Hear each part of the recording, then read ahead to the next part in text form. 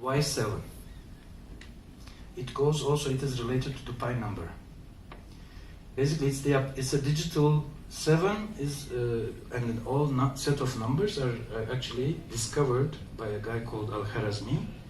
An algorithm comes from his name. An algorithm in French, Spanish, it means digital actually. It means a digit. So basically, he invented what we call numbers today, from 1 to 9, while looking for the infinity inside the circle. So if anybody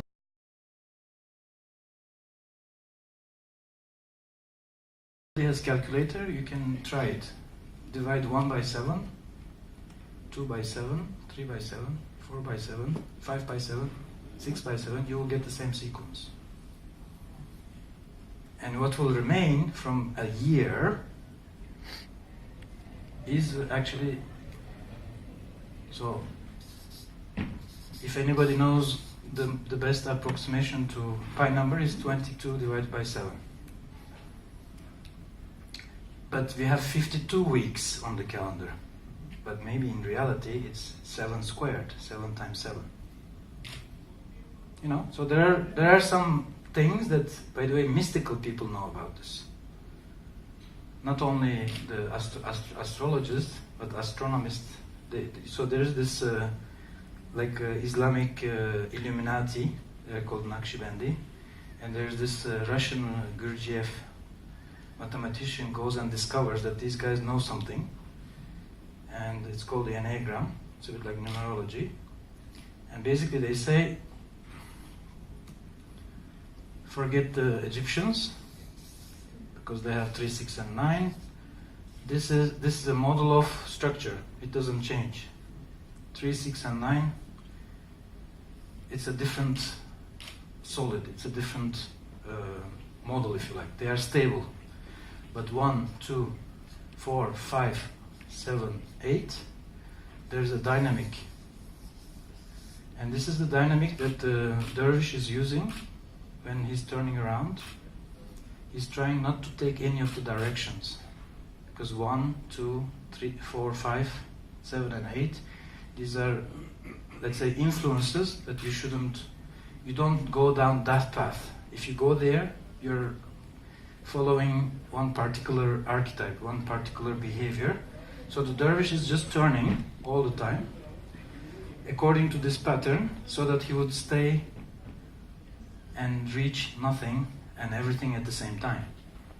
So he would stay on the circle.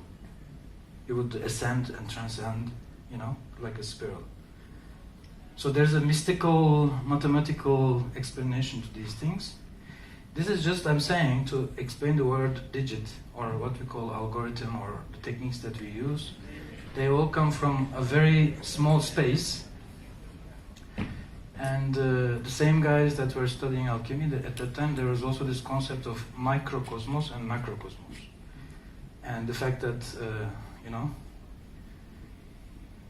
the extremely large things, and there's the extremely small things. So actually it's just a fractal, all the way down. There's a new fashionable thing, all the way, it's turtles all the way down. That the earth is, or the universe is made of some turtles on top of each other. So if you ask, but what is there at the bottom? And you say, all the way down there are turtles. So you can go very much in detail, and you will still find the same level of information. Okay. I think we can start. The room is like, yeah, let's start. So, I would like to present to you my observation on where we are in the human evolution. And this is, I call this a science functional view on strategy, because as a species, I believe we don't have the right strategy. We don't design the society the right way, we don't design our cars the right way, we don't design anything the right way. We design everything the wrong way. And I hope it will change. But in a way, you can see Homer, right? So this is where we are in our evolution. Somewhere where Homer is eating his banana. And then who's that by that? If we are Homer, who's that by that? I'm your father.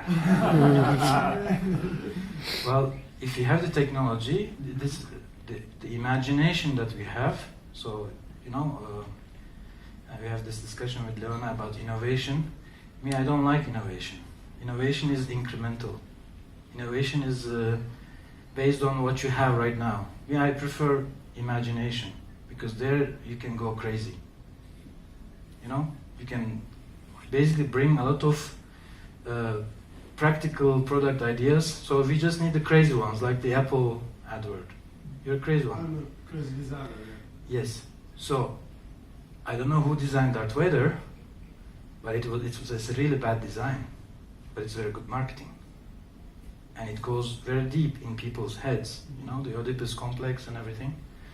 The thing is, there are many ways that we can look at where we are today and predict where we are going to be. This is only an extrapolation, right?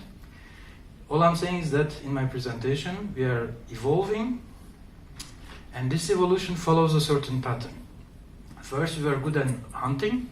All we needed was 2 feet and a good skills to throw stuff at animals. And this allowed us to survive.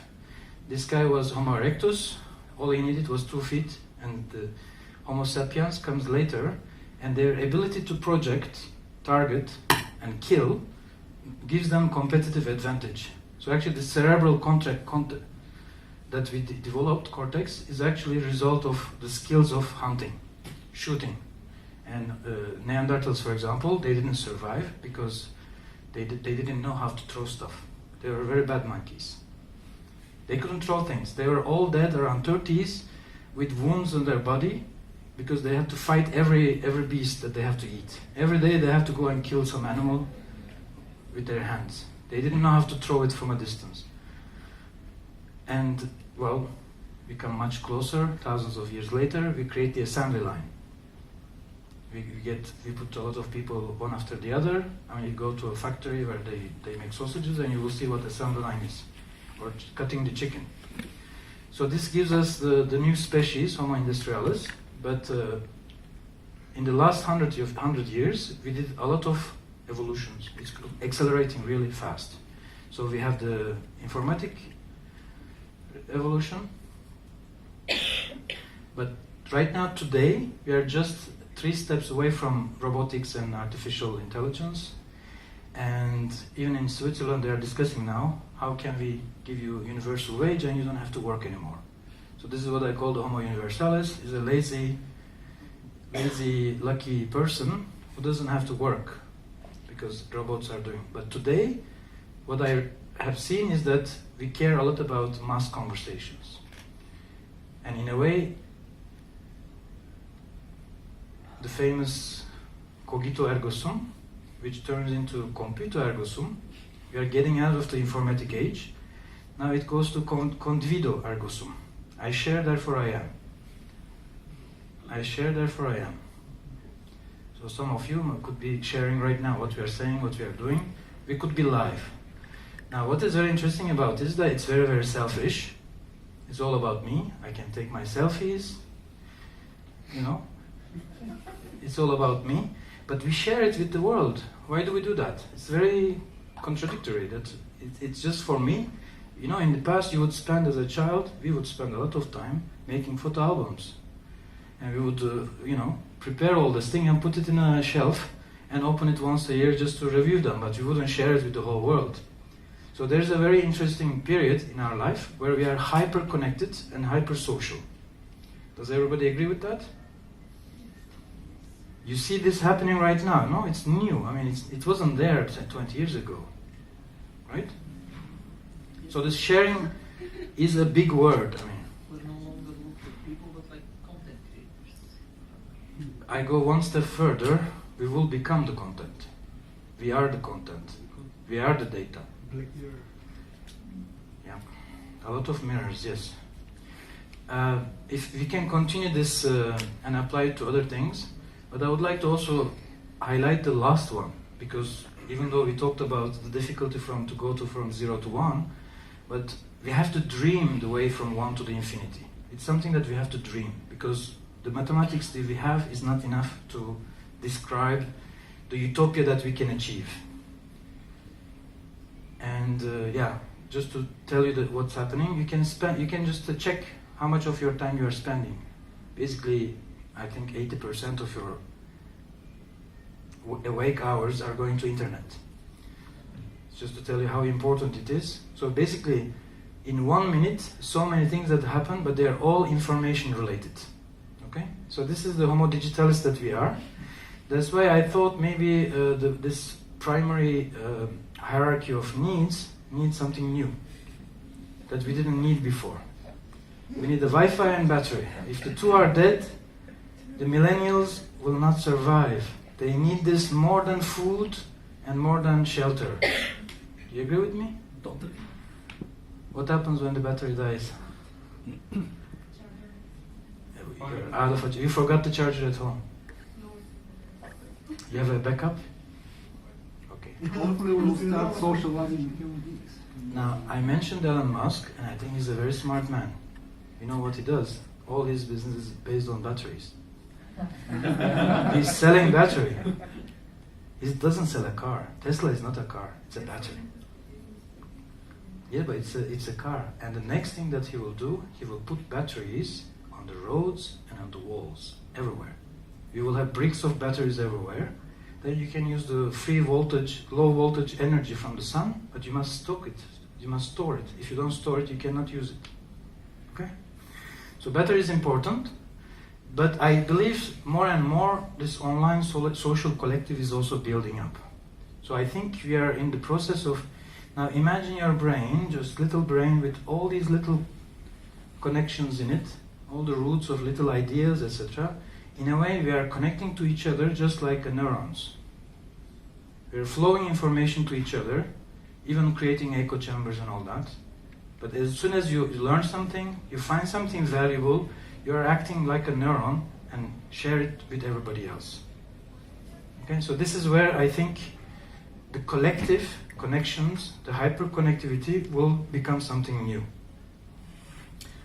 So we are social selfish, massive cool, collective global consciousness is emerging.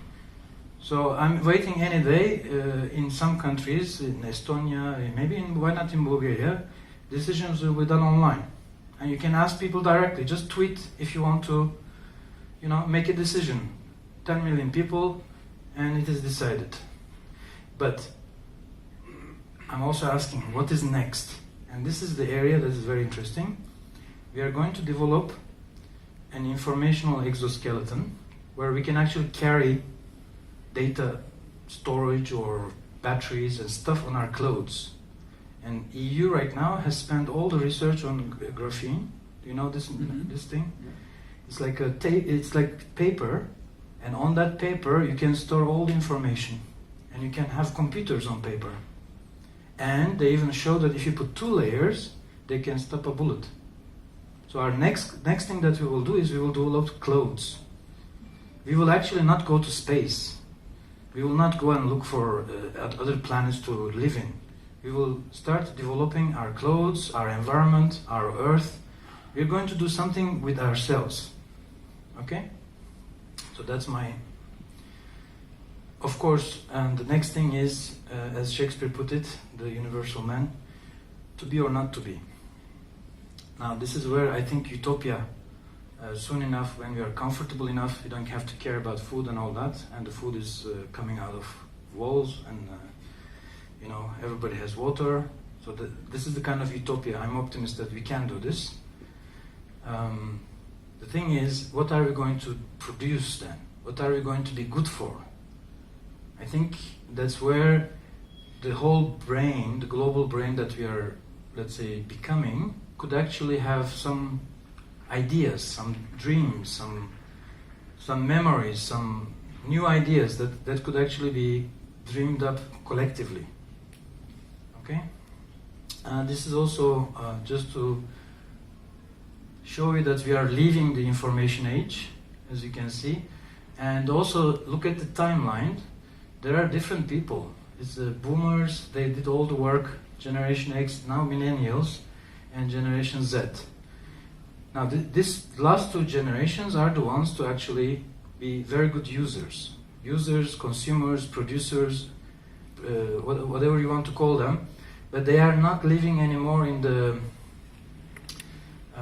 let's say PC age. It is post-PC age, and I think the machine is not important anymore, or the skills of computing not, but the act of being a brain, part of a brain, and also I see that the tendency and the workshop today that I wanted to share with you, I hope we can interact a little bit more in a minute, is that we also see a lot of science fiction really happening. What we call, I mean, I don't know, who likes Asimov here? Have you actually noticed that his ideas from 50, 60, 100 years ago are actually happening? All of them. All of them. There is almost no idea except one that is very interesting. It is the voyage, the fantastic voyage into the body. So you shrink yourself so you can go and travel inside the body.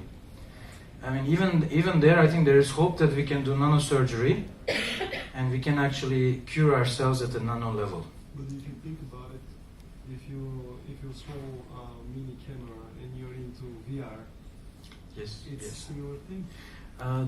Basically, there are a lot of applications in medicine now, and they are also able to put you, create a digital twin of you. They scan you, and basically they can look at your data directly. So they don't have to actually even touch you. They can scan you and see all your organs, and this is happening right now. And there's another thing is a doctor can do surgery from home. He has a VR device, and they did it two months ago. An Indian doctor did an operation in London through VR, and specific software using it is possible to remote surgery. Basically, it is possible. But what is scary, and some other people have noticed this, is that we are also developing. Well, let's think about the worst case scenarios, because all that you see here is good for business. But my thesis is that we are not very good in using this thing called efficiencies, because we build technology, but we don't think about the worst case scenario. And one person who has actually written about this is the inventor of Java software, Bill Joe. He basically says the future doesn't need us. In the future, two things, when two researchers come together, nanotechnologies and the ability to regenerate, let's say, small devices. So machines, once they become regenerative, they can actually generate themselves. It is possible that we will just die of an epidemic. Somebody in a lab will produce a little bacteria or some kind of a virus, if you like, but it's a viral weapon, if you like, and it will be able to just kill everybody in one day. So there is also this kind of fear that we could actually destroy ourselves quite fast, and there's a few movies where this is also taken, and this is 100 is a good one I like, TV series, where the AI actually has destroyed everyone, and there's just a few people left, and in a way they are trying to survive, and they battle in very wild mode. Basically, there is no restart button. So once the game is over, and this is why Bill Joe says, it's possible that we will have to stop researching so much into these technologies. Do you watch Altered Carbon? No. Altered Carbon. No. Are you familiar with it? No. No. Anybody Tell us. in the room? Tell us. Altered Carbon is it's like a cyberpunk thing, like Mhm. Driller. The guy is into a sleep. His stack or a consciousness into the cloud, and they're putting him back into the body to solve a case. So it's like detective story meeting cyberpunk stuff. And So basically what you call cyberpunk is exactly what I'm trying to say, is that in a way the person, the intelligence, the personality and the skills that your brain has, we described as something that can be captured and downloaded, or the algorithm in it can be used. yes. But what is interesting about the survival part is that not everything that we develop that is economically efficient may be socially efficient or politically efficient or technically efficient. So a researcher can find a very good way of calculating something like the Einstein with one formula he could actually open the way to atomic bomb, but it's not something that politicians should say, let's use it. You know? Just because we can do it doesn't mean that we should actually develop such a dangerous technology, because it can wipe us out. And the fear that I would like to give everybody is that we seem to think that, you know, it's easy to get away with some stuff, but we cannot. There can be irreversible things. For example, climate change could be irreversible. Maybe we started something, and then I read the other day that the ozone layer is repairing itself. And this is very interesting. Is it the Earth doing it, or is it something else? We don't know. And I'm always very suspicious with flus. You know, for me, flu is like, I think they develop some weapons and they just vaccinate us so that we don't die. Isn't it suspicious that everybody gets flu? I mean, it could be some weapon that they are trying against some alien species, and when they come, they will die. This is in War of the Worlds, you know. It's an algae or some Earth. Exactly.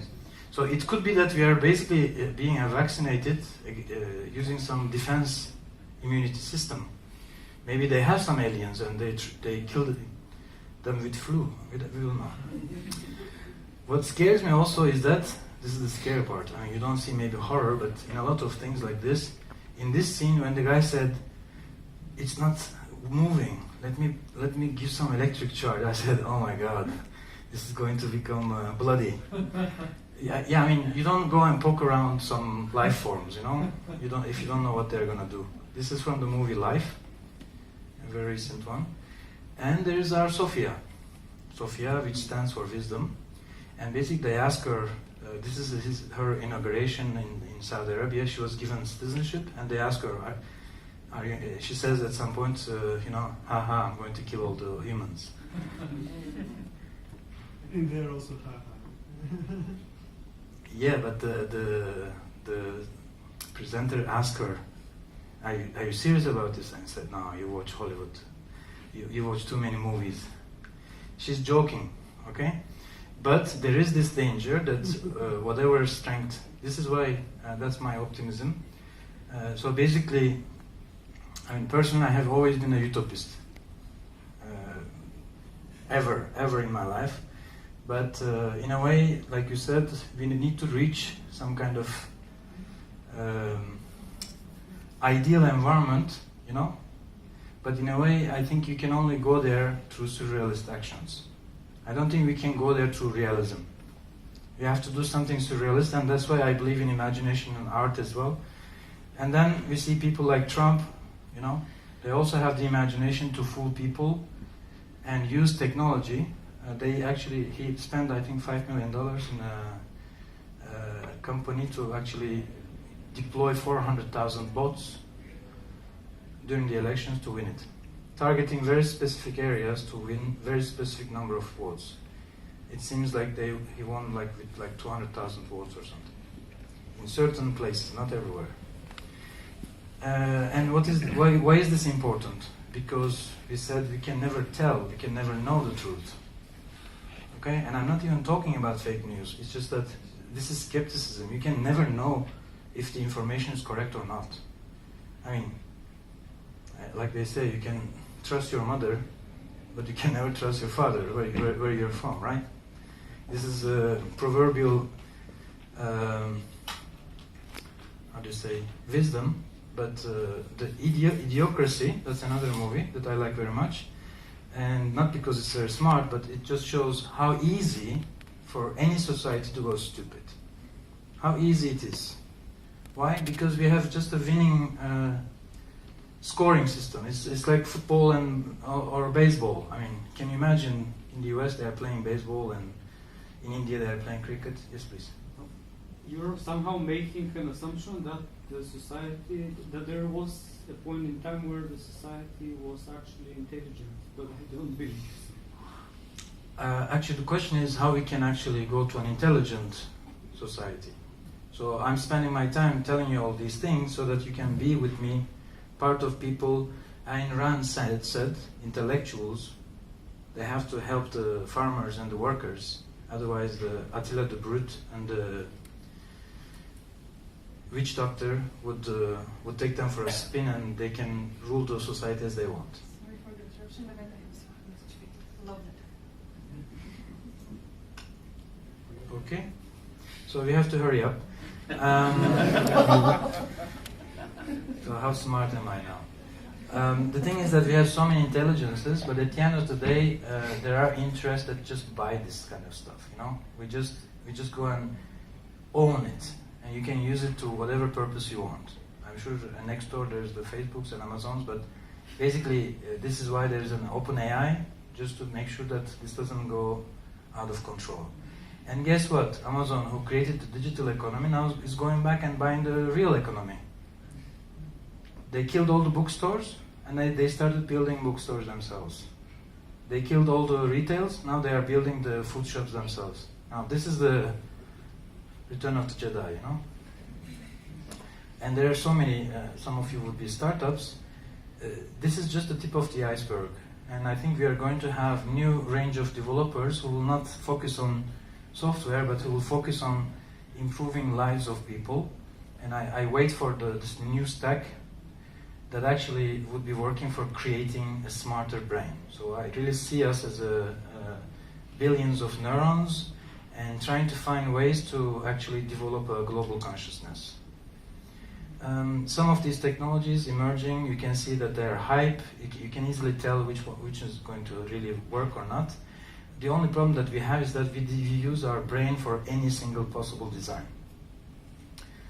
Even our body is the main metaphor and the model for anything. You open an HTML page, you find a head in it and a body and a footer. Why is this so? Because this is available to us. We use ourselves as the model not only for HTML pages but everything else. Okay. Sorry, what about the people in China, for example, in Japanese? They don't have a footer, they have left and right. That's a good one. The I thing mean is that, that Chinese didn't invent some kind HTML, of- right? They invented something else. Yeah. Okay. So they also have other things that we don't quite follow. I think in Philip K. Dick's book, The Man in the High Castle, actually they are using I Ching to predict what's going to happen next. They are able to, you know, it's a randomizer tool that can actually predict stuff. So what I'm trying to say is this: at the end of the day, the ultimate model for anything, for dividing emotional intelligence, technical intelligence, left and right, everything is coming from our brain. On and off, you know, day and night. These are not things that actually exist in the nature. We observe the things a certain way because of the way our brain is structured. We count things by 7 because we can only handle 7 things. So in a way, for me, the source of all design is the brain, the human brain, and whatever there is inside. And if you look at this map of all the science fiction and fantasy literature, basically the whole structure of our output, you know, creative output, looks like a brain. Because it evolves like, you know, every little, if you count the number of books that are written in horror, if you measure the intensity of our work in different areas, you would find, I mean, somebody mentioned feelings, right? There's also a lot of people who write romantic books. I wouldn't read them, but there are people who read them. So if you look at our ensemble, everybody, the number of people that are on Earth, we have some romantic people, and they will never read science fiction. You know? So their presence is also important. The whole body, and in a way, my feeling is that if there's any alien invasion kind of thing that we can actually suspect is, you know, the movie Alien, the engineers. Maybe they just came and created us as just some storage. We are just some storage for some information. Maybe we are just hard disk units. The thing is that brain has a way of putting in stock, and I think this is our only salvation, is to have this ability to create improbable things. Yeah. So this is why this is the map for me. If you try to go and create the most improbable and impossible thing, that will be our best chance. We could actually do something. I think architect in the Matrix at the end, he says, you know, we can allow that much variation in the simulation. we can live with that. If you come up with a utopia, go and do it. I mean, that's not excluded. But they're also ready to just wipe it out. But in a way, let's not forget fantasy also, because fantasy is maybe less. But marketing people would know that. In product marketing, you can use fantasies. We can also use fantasies as another form of value. I try to understand how this thing works, and I think my solution is this dynamic between creation and destruction. So in innovation, the Schumpeterian description of innovation is a creative destruction. It is creative, but it destroys. But I think there's also art, and I believe art is somehow, it's either pure creation or it's a kind of a destructive creation. And I got to this thought because there was in Sofia a group of artists there, they actually called themselves this.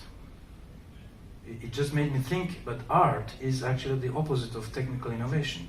It's another way the opposite way of doing it. It's even satire, All right? So we must use all the creative powers that we have, whether they are destructive or creative, to keep ourselves on this balance. Basically, we need to keep on discovering, and all the time, what a discovery means, it's unexpected, unthinkable. We have to discover all the time unthinkable things about our environment. And this is probably our only chance of survival. Basically, if you don't innovate, you're not going to make it. There are other people from the past, they have these ideas that I would like to present, but we don't have much time. Basically, this is two ambassadors from France. They were invited to the wedding of Anne Boleyn. Even the clothes that they are wearing were paid by Henry VIII. The thing is that Holbein, who did this, he put all the earthly science on the table, all the arts and everything that humans are capable of, all the human capabilities and music and everything, all the intelligence, if you like. But he put this strange thing just there. And this is basically people of that time, they were crazy about mortality. We are mortals. So you should still have some fear that you're going to die one day. We will all die. Okay? So to see that skull, you cannot see it straight. You need to have a certain angle, which means you need to have the right perspective. Only if you look from there that you can see that there is actually a skull there. Okay? The same thing with the artist Velázquez. I think he's probably the first person who used the mirror in such a way to create an oscillation. Michel Foucault says that there's an oscillation between your point of view, the painter's point of view, because the painter was exactly there where you're looking, and the people who are in the mirror there, which are the king and the queen, the parents of this little girl. Basically, the idea is that We have 5 more minutes. Sorry. I was told 20 minutes. We're just coming from the organizers. Sorry for interrupting. Okay. And now, good thing is that we are, I think, about to enter a new phase that I call digital renaissance, and I would like to just hear your thoughts on this before we continue anymore, because 5 minutes. Basically, what happened with printing press is happening again, just to transform all our capabilities. What we are doing is we are taking any kind of tool, the browser, right? The browser is a window into a world, and we just keep on updating it. We keep on updating our perspective and our capability to see, and to see differently. And I believe the next thing is not just to see, but also we will have the auditory. You said it yourself, you're hearing. So maybe the speaking, voice shopping, hearing. If I remember correctly, it is in Deus Ex Machina, which means divine intervention in Greek drama. This guy creates this diamond of a brain, if you like, and he does this by turning all the microphones on the internet. So he just kind of says, okay, I just listen to everybody, and I don't know what he did with so much data, but the idea is that you could actually capture the way people are connected and use that as a form of some kind of a quantum intuition machine. Okay? In this book, he explains that actually the worst thing that can ever happen with technology is that at the end we have nothing anymore. No devices, no photo machines, nothing. No machine, just a wall, and actually the wall knows what you want. The wall knows that you are not happy, it just looks at you, and you make some gestures, or before you make a gesture, some external intelligence is able to give you what you need. So he describes it as his nightmare of a design. It's just a black wall, and black wall can provide everything that you need. The ultimate design.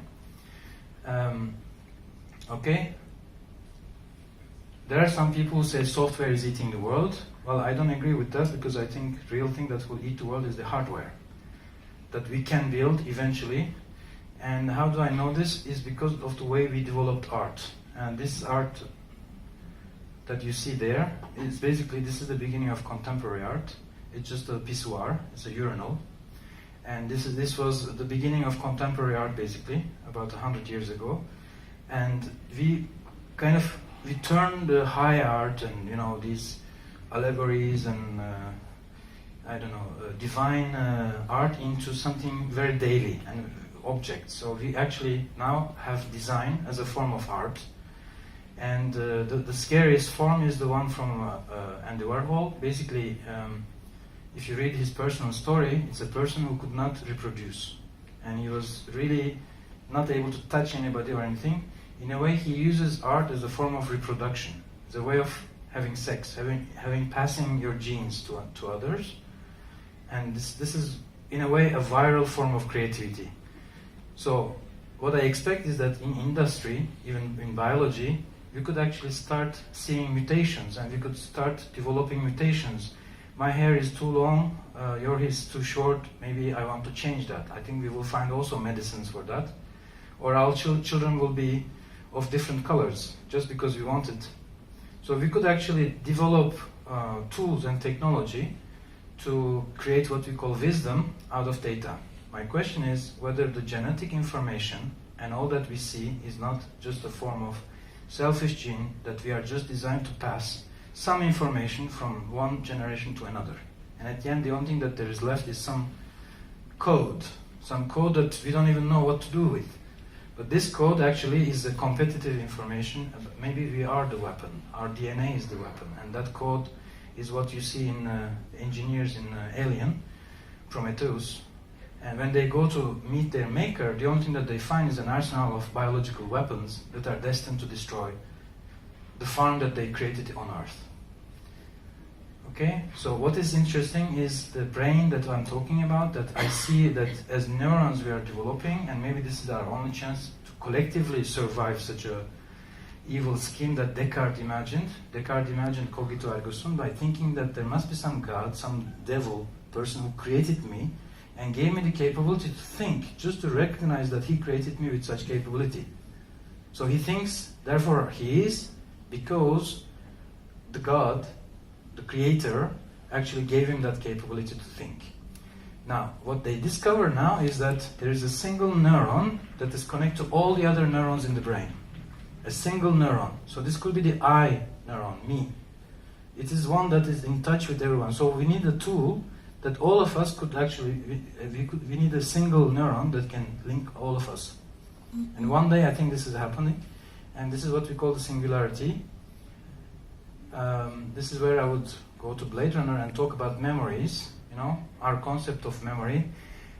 Basically this neuron connections are possible if we can actually convert ourselves to some kind of data, some kind of consciousness. I'll go faster now. And there are all these forms of circles and symbolisms, and basically the circular logic comes from the way our brain is split into two parts, and that actually creates what I was trying to explain to you here, is this transcendence that we need. In Matrix, Neo had to go down the rabbit hole, take the pill, but at the end of the day, he was not more than anything other than some hacker who knew how to fight kung fu. So that's not what we're talking about here. What we're talking about is the ability to grasp the entire universe and the self in this destructive, creative endless loop. And there are many examples of how we come up these structures if you look at art. So, any questions, any suggestions, because we have to wrap up. Any ideas? Can we receive your presentation if you don't mind me asking? Of course. But we can also have, till they come to kick us off, some interaction. So, what does this tell you at the back? People I haven't heard of. So what do you think? Do you think as a human species we're going to amount to anything? Do something other than we are programmed for? Well, even if we created the program that we create, we will remain. Okay? Or are we just destined to go home, sleep and wake up and go home and sleep and wake up and till the end of our days? There was a movie, I think, with Bruce Willis, was it? That they get the name because they were... There are many movies like that. This is why... And with Tom Cruise. Yeah, there's Tom Cruise as well, yes. I don't know about you guys, but I wouldn't mind having some good sleep for a few days. To have some dreams. Well, basically the point is this. If we want to survive, I think we need to find ways of cultivating our collective creativity. Mm-hmm. It is not with weapons or economy or working or I don't know.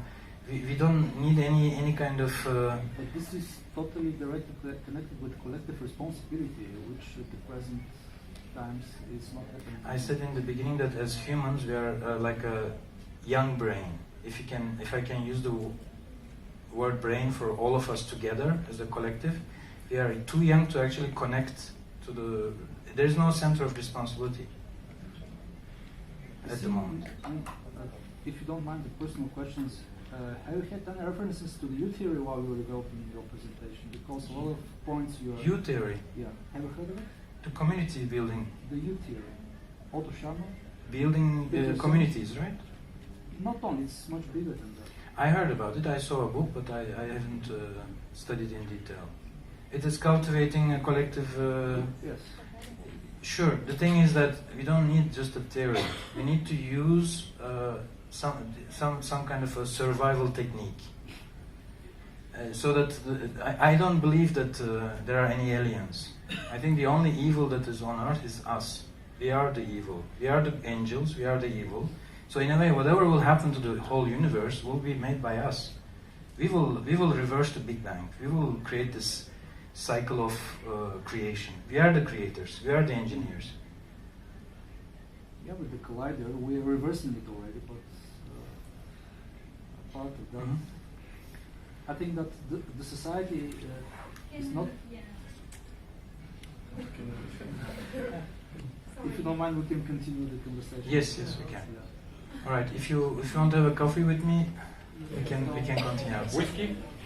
That too. Thank you.